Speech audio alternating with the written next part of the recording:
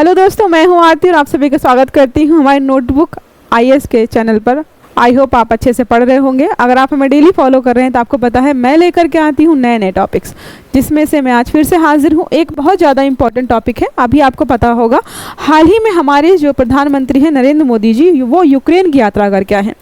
अगर fun fact की बात करूँ तो इंस्टाग्राम पर बहुत ट्रेंडिंग में चल रहा था, क्योंकि जब प्रधानमंत्री यूक्रेन गए थे तो रसिया ने क्या बोला था कि भाई हम युद्ध वगैरह जो है उसको थोड़ा सा विराम दे रहे हैं, क्योंकि हमारे प्रिय मित्र जो है हमारे पड़ोसी देश में क्या है यात्रा कर रहे हैं या फिर वहाँ विजिट करने गए हुए हैं।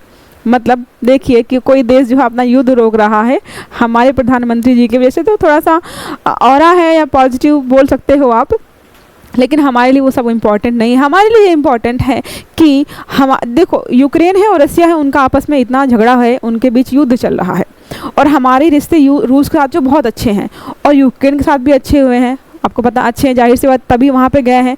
तो हमको दोनों के साथ अपने रिश्ते जो है अच्छे बनाकर रखने हैं और इस पे हम कंटिन्यूसली जो है लगातार काम कर रहे हैं। तो आज हम देखेंगे इस टॉपिक के बारे में कि क्या है, क्या क्या की पॉइंट्स हो सकते हैं।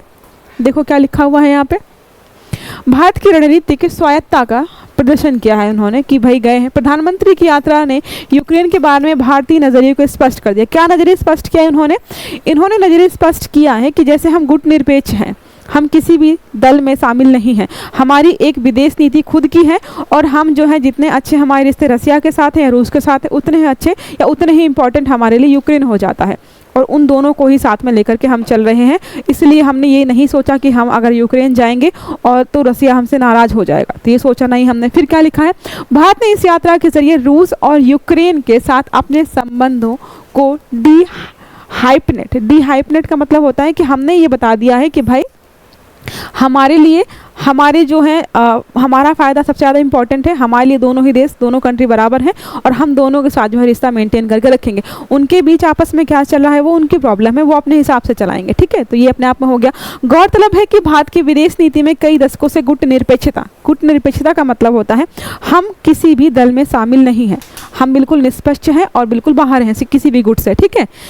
नीति का पालन किया जा रहा है। इसके तहत सभी देशों से समान दूरी बनाए रखने की बात यहाँ पे की गई है, जैसा मैंने आपको ऑलरेडी बताया है, ठीक है।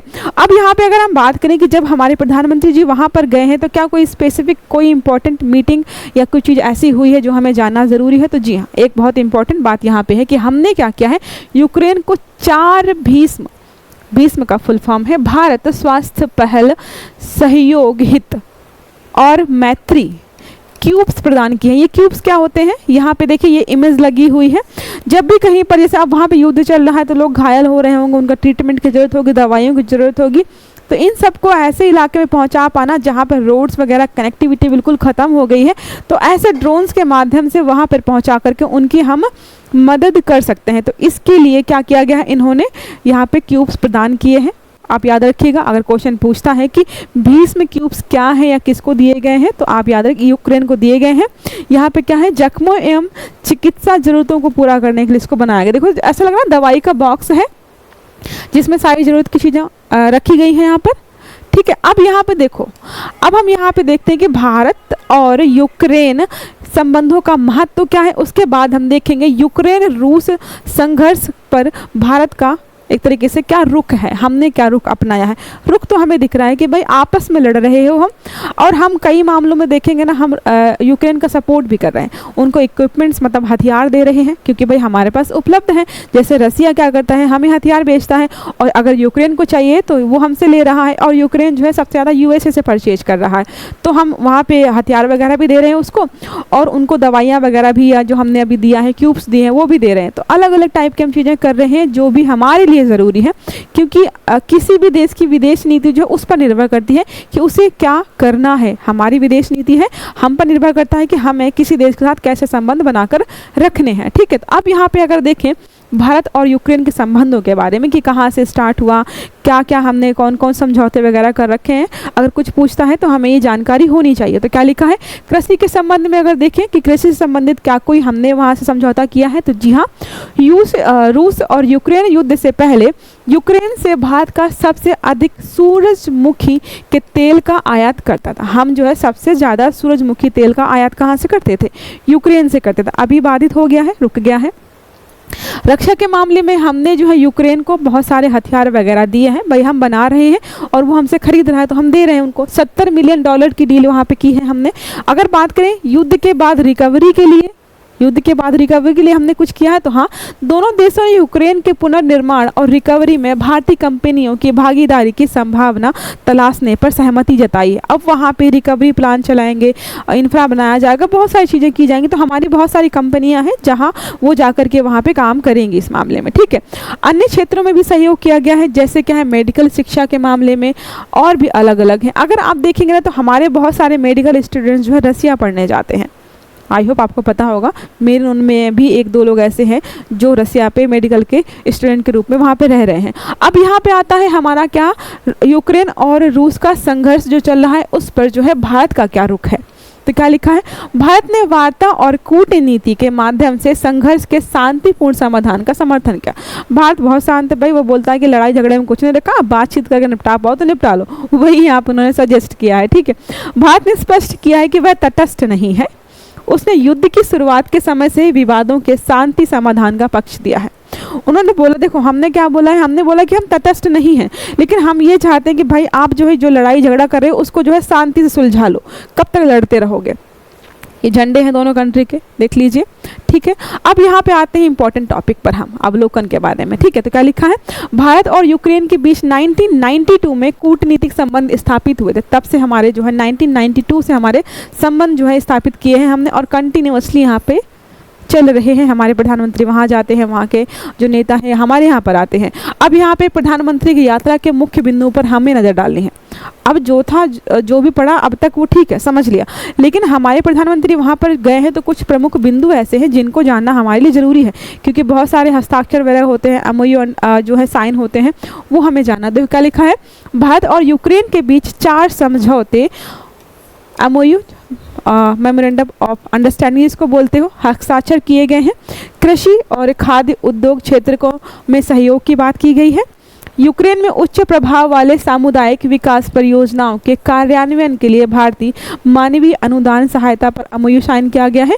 चिकित्सा उत्पाद, दवाइयाँ वगैरह हो गई या कुछ भी और सामान जो भी मेडिकल वाले सेक्टर से संबंधित है, वो विनियमन क्षेत्र, बाजार वगैरह हो गया।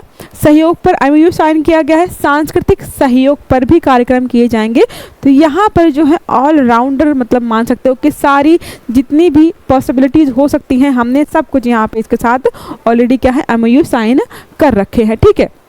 देखिए ये है, ये जो आप देख रहे हो ना, यहाँ पे इन चीज़ों को लेकर के इशू चल रहा है, ठीक है।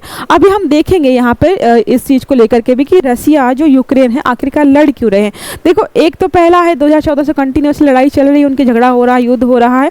और अभी जो लेटेस्ट न्यूज़ ये है कि भाई रसिया चाहता है कि जो यूक्रेन है वो नाटो का जो मेंबर है ना बने, और जो भी नाटो के जो हथियार वगैरह हैं यूरोप के आसपास जहाँ पे भी लगे हुए हैं रसिया यूक्रेन के आसपास, वो वहाँ से हटा लिए जाएं। ये प्रमुख मुद्दा बना हुआ है। और भी चीज़ें हैं कि भाई पहले पार्ट था, अब अलग हो गया है, तो कुछ जगहों को लेकर के विवाद चलता रहता है। जैसे हमारा पाकिस्तान के साथ विवाद चलता रहता है ज़मीन को लेकर के, झगड़े को थोड़ा सा ज़मीन को लेकर के, तो वही चीज़ यहाँ पे भी हो रही है। लेकिन हमारा जो है इतना बड़े लेवल पे नहीं होता है जितना यहाँ पे देखने को मिल रहा है।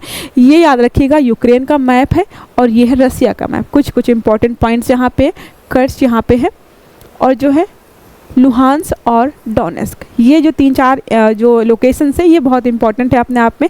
इन्हीं को लेकर के यहाँ पे चर्चा हो रही है। देखो यहाँ पे फिर से मैप मैंने डाला है, कहाँ पे कौन सा किसका जो है तोप वगैरह या फिर जो भी ये हथियार वगैरह हैं कहाँ पे तैनात किए गए हैं, ये सारी इमेज यहाँ पे बनी हुई है, ठीक है, समझ में आ रहा है।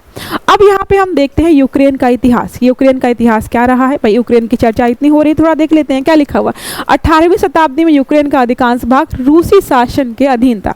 पहले रूस का ही पार्ट था ये, बाद में ये अलग करके यहाँ पे यूक्रेन बना है, ठीक है। प्रथम विश्व युद्ध और 1917 की रूसी क्रांति यहाँ पे हुई। रूस की क्रांति के बाद आपने पढ़ा होगा। अधिकांश यूक्रेनी क्षेत्र सोवियत संघ का एक गणराज्य बन गया। हालांकि पश्चिमी यूक्रेन के कुछ हिस्से पोलैंड, रोमानिया, चेकोस्लोवाकिया के बीच विभाजित हो गए। तो यहाँ पे बोला है कि जब यहाँ पे 17 में यहाँ पे रूस की क्रांति हुई तो क्या हुआ, ज़्यादातर जो यूक्रेन का पार्ट था वो रसिया में चला गया, जो थोड़ा बहुत पार्ट बचा था वो कहाँ कहाँ चला गया, पोलैंड में है, कुछ रोमानिया में और चेकोस्लोवाकिया में, ये 3 कंट्रीज़ में थोड़ा थोड़ा पार्ट चला गया। तो ये थोड़ा सा हिस्ट्री रही कि कहाँ से कैसे यूक्रेन जो है मैप में आया है। रूस और यूक्रेन क्यों लड़ रहे हैं, एक तो मैंने आपको बता दिया नाटो वाला इशू हो रहा है, दूसरा जो है यहाँ पे देखो लिखा है रूस और यूक्रेनी युद्ध फरवरी 2014 में शुरू हुआ था। यूक्रेन की गरिमा क्रांति के बाद रूस ने यूक्रेन के क्रीमिया पर कब्जा कर लिया था, उसे अपने में मिला लिया और डोनबास युद्ध में यूक्रेनी सेना से लड़ने वाले रूस समर्थक अलगाववादियों का समर्थन किया। संघर्ष के इन पहले 8 वर्षों में नौसैनिक घटनाएं और साइबर युद्ध की शामिल है।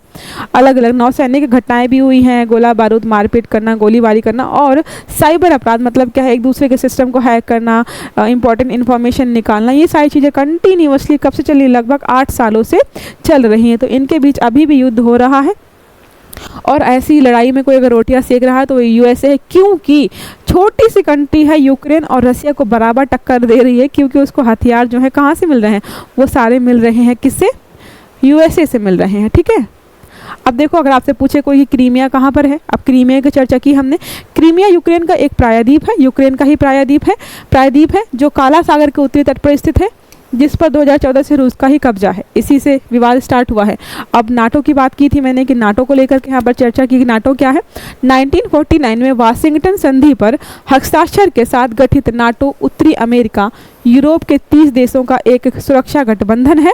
नाटो का उद्देश्य राजनीतिक और सैन्य साधनों के माध्यम से अपने सदस्यों की स्वतंत्रता और सुरक्षा की गारंटी लेना है। जो भी मेंबर नाटो में शामिल होता है उसके लिए माना जाता है कि अगर नाटो के किसी मेंबर पर आपने हमला किया तो ये माना जाएगा कि आपने जितने भी वहाँ पे नाटो मेंबर्स हैं सब पर हमला किया है, वो सब आप पर हमला करेंगे। ठीक है, तो अपनी सुरक्षा और राजनीतिक सुरक्षा हो, सामाजिक सुरक्षा हो, किसी भी तरीके की सुरक्षा हो, उसको बचाए रखने के लिए बहुत सारे कंट्रीज जो है वो नाटो में शामिल होते हैं।